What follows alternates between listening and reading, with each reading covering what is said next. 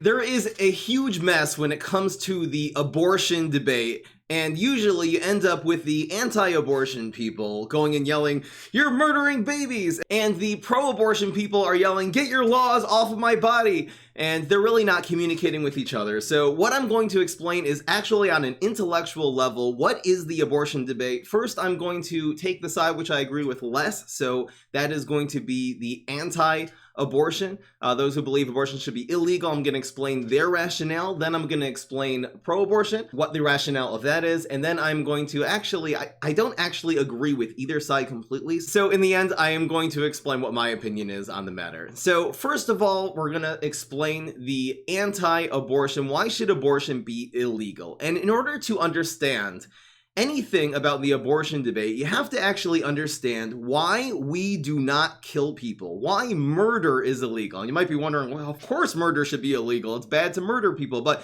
we actually have to understand why deeper. And from that reason, we'll be able to know, should we extend that to abortion, to an unborn fetus, or not?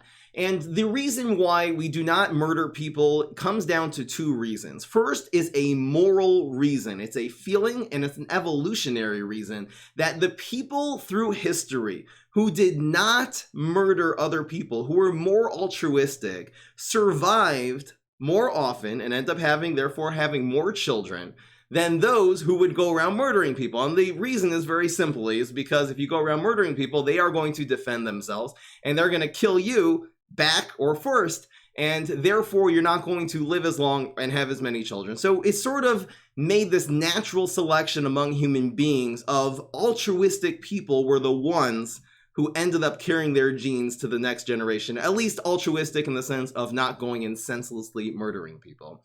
The second reason why we do not murder people is an agreement that we have. This is a societal reason that we do. We basically make an agreement together as a species. I'm not going to murder you. You're not going to murder me. None of us are going to murder each other. And that helps us survive. Humans definitely have an advantage of forming advanced societies and laws and rules. And that is certainly the type of societies that would make it longer and pass, again, their genes down to the next generation are people who have the most basic moral rule: do not senselessly murder people. So the anti-abortion ideology is pretty easy to understand. First of all, an unborn fetus is a human being. You need that. It's alive. It definitely has human DNA, has its own independent DNA. But you also need a second thing, is that we are going to extend the privileges of protection from murder to this unborn fetus.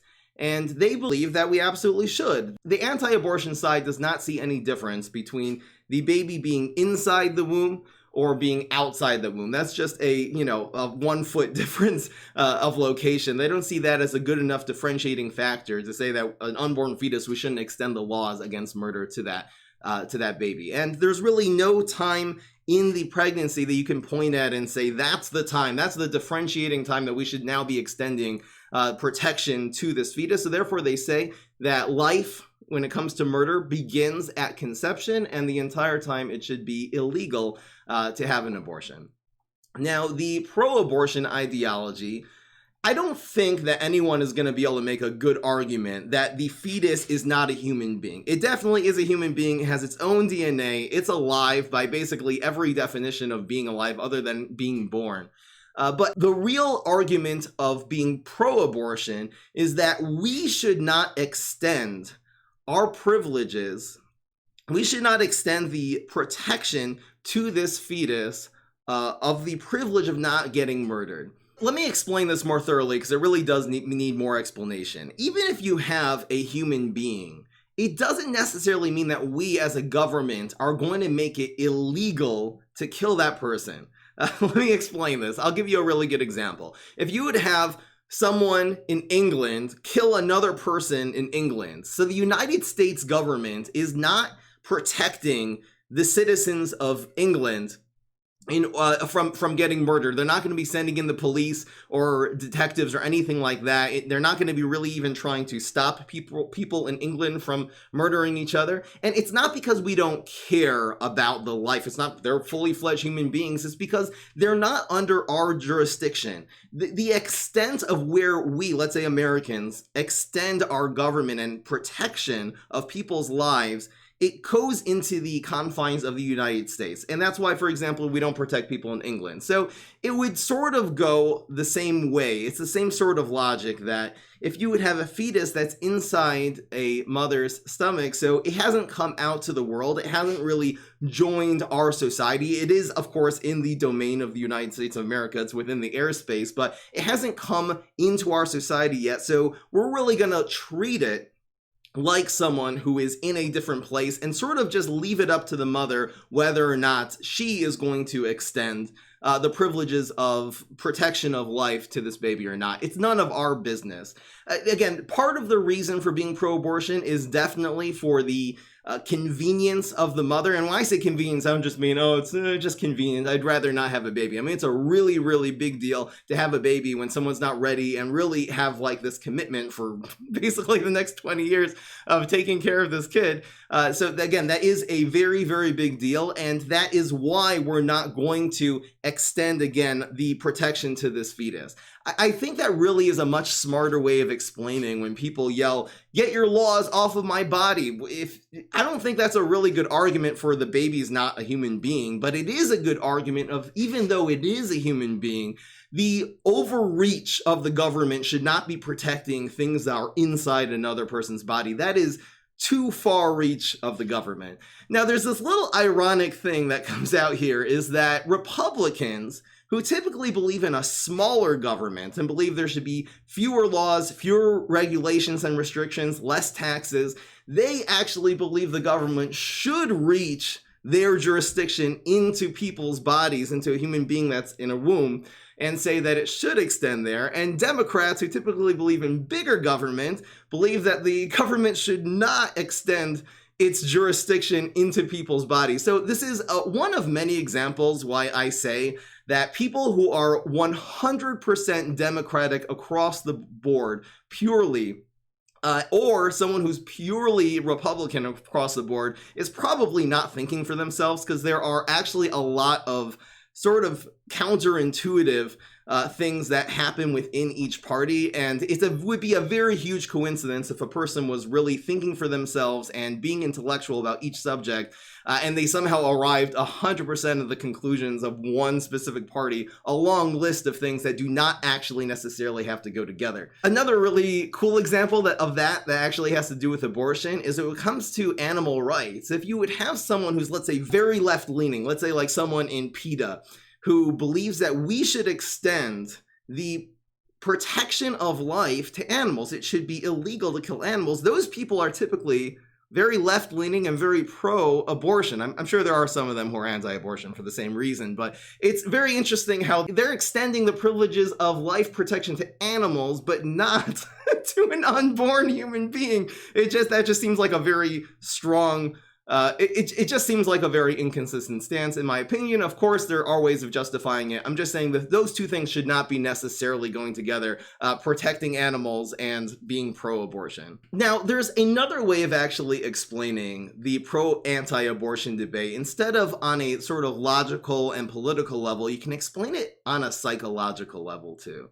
And that is that those who are anti-abortion, they look at this fetus and they see the potential. They empathize with the unborn baby and they say, this is a human. And this is more getting into like that first reason that we don't kill people. It's just coming from this sort of instinctive morality of not to kill. And they want to protect this unborn baby. That's sort of the psychology.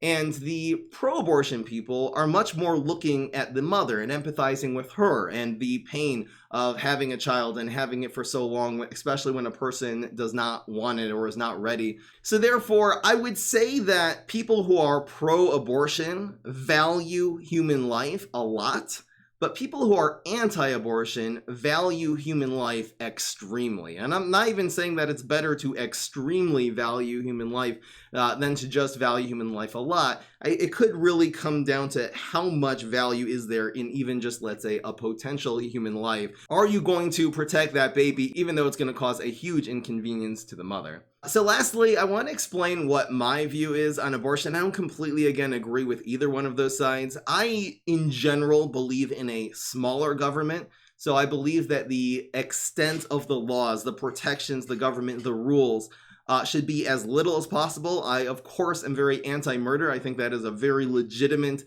reach of the government to prevent people from murdering each other. But when it comes to this sort of question, should we extend it to an unborn baby or should we not say anything? Obviously, we're not going to go and make laws to kill babies. We're just going to not make a law against it. I believe that we actually should not make a law against abortion. We should really leave that up to the mothers. First of all, there is the consideration for the mother. It's very difficult to have a child. But there's a second consideration, which again, since I feel sort of split, makes me decide to not do anything, to not make a law. And that is, it's sort of a hard concept to say out loud, but is the world a better place with the unwanted babies, the parents who really want to abort their children? Or would the world be a better place with them? And this is a very arbitrary argument. And I can't say necessarily the world is a better place with unwanted children. It very could well be that these unwanted children are going to invent stuff and they're going to be very productive members of society. Since for society as a whole, the unwanted kids are probably not going to have very good upbringings and probably going to be very prone to crime and could end up really, first of all, suffering their entire lives, also be a tremendous burden on society. That's the reason why, again, I'm not pro-abortion, but I'm saying I'm just not anti-abortion. I don't think we should be extending laws to save these people's lives. That's just my opinion. Now, again, I'm not trying to get into a Nazi thing because the Nazis had this rationale to proactively go and kill people. Anyone who was sick, who had some kind of terminal illness, they said, well, the society's a better place without them, so we'll kill them. And people who are elderly and frail, we'll kill them. Jews, just get rid of all the Jews. I'm Jewish. They just decided that the world would be a better place without them. So I'm certainly, again, not advocating for pro-killing of anybody. I'm just saying that there are certain people in, again, these extreme cases that since there are different ways of looking at it and there could be a huge advantage to society as a whole of not having all these unwanted babies in our society, that we should just sit and leave the choice instead of us making the choice for the mother. We should put the choice in the mother's hands to decide whether or not this is a good idea to have this baby. I do think that birth, actually the birth of the child, is a good differentiating point of a really clear line to draw of when we should start protecting the life of this human being. First of all, the logic is it's joined our society now, it is no longer enclosed, it has come out into the world. But also, you just sort of need a very clear line to draw between where we are not going to be protecting their life and where we are. And birth is a very clear line. Hopefully, no one is going to extrapolate from the fact that abortion should be legal, that we're, again, not protecting the life of a fetus, that therefore we're not going to protect the life of a born baby who's just born already or is 6 months old or 1 year old. No one's going to confuse those two things. I know there are probably some places where they make abortion legal, like even after the baby was born. Like, I think there's a thing if there was an attempted abortion, and it sort of failed and the baby is still alive when it is taken out of the womb, that then it should be legal to kill the baby. I completely disagree with that because I think once you start killing born children, it's a very dangerous, slippery slope to then be killing young babies, within a certain time of the birth, and it could really extend to a huge problem. Now, there are some people who draw a line sort of during pregnancy that they say before a certain time it should be legal to abort and after a certain time it should be illegal. A couple of examples of places where they draw that line. One is sentience, like when the baby has a brain that's developed enough And for me, again, that's a very difficult place to draw a line, because what is the definition of sentience? We don't really know. I think it's going to be almost impossible, at least today, to determine when this unborn baby is a sentient creature. Also, the argument would be that someone who is not sentient isn't even considered a human being. And again, that is a really hard line to draw, because let's say you would have someone who is not sentient after they were born. Let's say they were knocked unconscious, where they really are completely unaware of anything that's going on, or they're in a coma. Would it just be legal to just go and murder them because they're unaware of what's going on? They don't have sentience in that moment.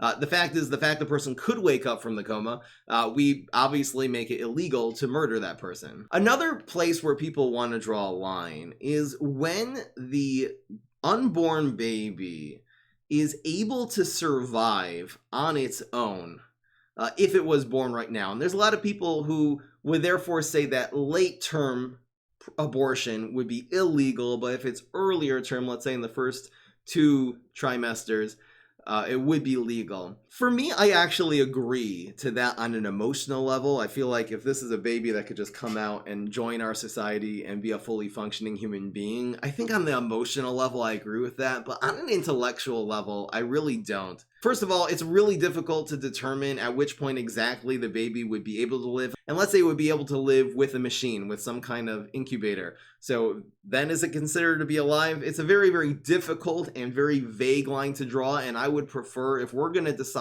we're going to extend protection to a fetus at a certain point, there needs to be a really clear line, like birth. I think a much better way of setting up the law would be, once this baby enters our society, then we start protecting it. But as long as it is still inside the mother, has not joined our society yet, and really we'll draw the line there at actual birth. Even though, again, for me, I'm horrified at the idea of a baby who could be born soon, who was in the 9th month and could totally end up being born right now. I'm horrified at the idea of that abortion emotionally, but again, on a legal level, I'll try to stay disciplined and say we should still not extend our protections to any unborn baby. We need a really clear place to draw the line, and that line, for me, intellectually, is actually birth. I want to go through a couple of more arguments in the abortion debate, which I think are not good. Some people who are pro-abortion say, what about a woman who's raped and she becomes impregnated? So are you going to say that she needs to have the child of a rapist? And, well, first of all, that really has almost nothing to do with the abortion debate, because 99.999% of abortions are not the result of rape. That is an extremely rare case. So even if we would say, okay, fine, people who are raped, they're able to have abortions from the raped baby, you would still be left with a very huge debate about children that were created consensually. There is another argument of pro-abortion, which I don't agree with, which is, well, let's say the baby is going to kill the mother. Let's say there's complications in the birth, and the only way to save the mother is to kill the baby. And for me, again, I don't think that falls into this debate, because I do think that if we had to decide of someone who is part of our society, or someone who is, again, inside this womb, we should favor the person who's part of our society and save the mother and abort the baby in that situation. I know there's probably people who are very anti-abortion who would say, even in that situation, do not abort the baby, just let nature take its role. Maybe it's sort of like a natural view. We should not be intervening on the course of nature. I guess that's the logic. Or they just actually view the baby as a full-fledged member of our society even before it is born.